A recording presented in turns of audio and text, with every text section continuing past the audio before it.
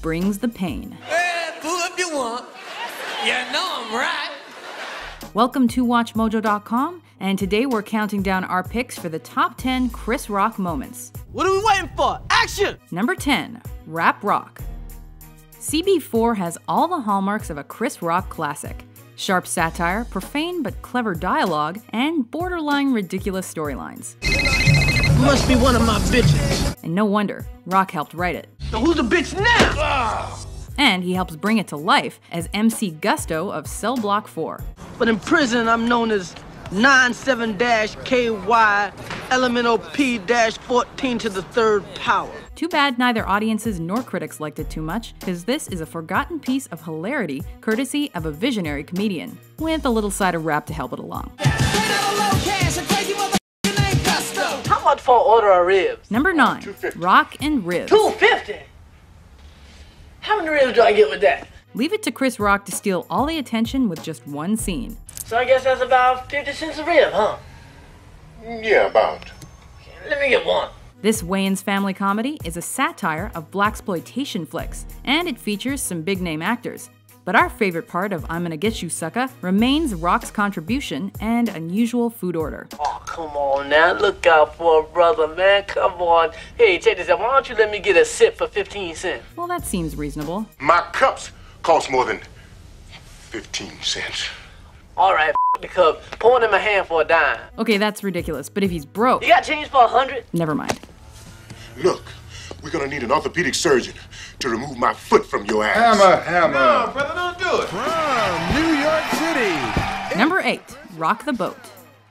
Rock has been one of the best stand-up comedians on the scene since at least the 90s, so naturally he got his own late-night talk show. You could announce the cure for AIDS on the WB, and nobody would find out for a week. But unlike your standard late-night hosts, Rock didn't play by the rules. He was funny because he was confrontational, smart, and exciting. Even the interviews were entertaining, which is more than can be said for most. But the best part of the Chris Rock show was always the skits. If you jump a subway turnstile, you might just get off with a warning from the police. But if you jump a turnstile carrying a loaded gun and smoking a joint, then maybe you need your ass kicked. Number 7, Crack That Rock. Can I get an amen? Amen. You know how all comedians have one movie that proves they can actually act? New Jack City is Rock's. Yeah, believe it or not, it isn't Pootie Tang. Yeah, there's gonna be some bitches in there. You right. Respect the women. Respect the women. A few years after his Beverly Hills Cop 2 debut, and already in the middle of his SNL stint, Rock accepted a subdued role as crack addict turned police informant Pookie in 1991's New Jack City. Well, it may not be subdued, but it's definitely depressing. God help me, I'm gonna die. Let's go. Come back. Number 6, Rock Goes Long. I got a bird. His name is Ronnie. Well, tell Ronnie you got knocked the f*** out. Years' worth of comedy chemistry are put to good use in this remake. Rock and Sandler reunite from their days on SNL to play inmates in charge of assembling a team of prisoners to play the guards on the football field. Down, Shrek, down.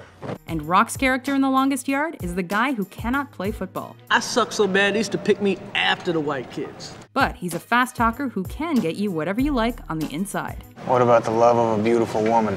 Well, you're gonna have to lower your standards on the beautiful part and on the woman part. Hey. Number 5, as politically incorrect as ever. Chris, you look good. Oh, you know, I'm off the pipe, Bill. Not that politically incorrect wasn't controversial enough, but when they brought Chris Rock on as a commentator, they brought things to a whole other level. This is a really white town. Rock is knowledgeable about politics, but that's not the only reason he was brought in to mix things up. He's not a pundit and doesn't talk like one. So you get the everyman's take on politics with lots of one-liners thrown in for good measure. What my father used to say, you can't beat white people. You can only knock them out. Number 4, the voice of reason. Everybody Hates Chris told the vaguely veiled story of Rock's youth, with Rock himself as creator and, more importantly, as narrator. I sucked at every sport I tried. Baseball, football. Like a fool, I even tried bowling. And since no one delivers dialogue like Chris Rock, his family-centric sitcom gave him the opportunity to get the respect he deserves and give his younger self some much-needed guidance. According to this test, you put the oopid in stupid. Truly, it was the Cosby Show of its time. Are you a crack baby? No, sir. Number 3, Cracker Barrel full of laughs. Crack. He's racist. Look at all these crackers. He does not respect comic book inkers. Nobody else got the heart to tell you. You trace, you go around the lines, you are a tracer, okay? And he does not like boogers in his coffee. There's no boogers in it, sir. Then taste it. Taste it. Taste the booger flavor. I know it's in there. After a memorable turn as Kevin Smith's 13th Apostle, Rock steals the show again in Jay and Silent Bob Strike Back. Who the f am I? I'm the director. Shaka Luther King, that's who the f I am. Alongside a star-studded cast of actors in self-referential roles, he shines in his part, however brief it may be. Man, this movie's gonna make House Party look like House Party 2. Or House Party 3. Shut the f up. Yes, sir. You the man, Chris Rock. No, you the man, and that's the problem. Number 2, stand up and say rock.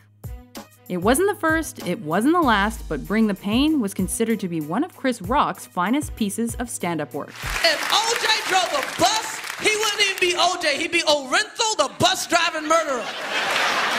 He took home awards and praise for the 1996 special, thanks to its blend of current events, relationship themes, and opinions on race. Who's more racist, black people or white people? Black people. You know why? Because we hate black people too. In fact, it featured one of Rock's most famous routines that sums up his comedy perfectly. It's like a civil war going on with black people. And there's two sides. It's black people, and there's Number 1, solid as a rock. Say what you will about his other work, but Chris Rock's stand-up is hard-hitting, intelligent, and wide-ranging. And while he's got many stellar specials, Bigger and Blacker is his masterpiece. That 1999 show sees him riffing on gender issues. Men lie the most, women tell the biggest lies. Race. The white people up top tonight. Politics, you name it. Clinton damn near got impeached for what? And gets big laughs no matter what. Lied about a blowjob so his wife wouldn't find out. Is that against the law? Not only did this album win Rock a Grammy, it also spawned this gem of a bit. There is no sex in the champagne room. And for that, we're truly thankful. No sex in the champagne room. No sex in the champagne room. Do you agree with our list? Yep. What do you think are Chris Rock's best moments? Aquarius, you're gonna die. Capricorn, you're gonna die. For more top 10s about your favorite comedians, be sure to subscribe to WatchMojo.com. I'll get the strippers.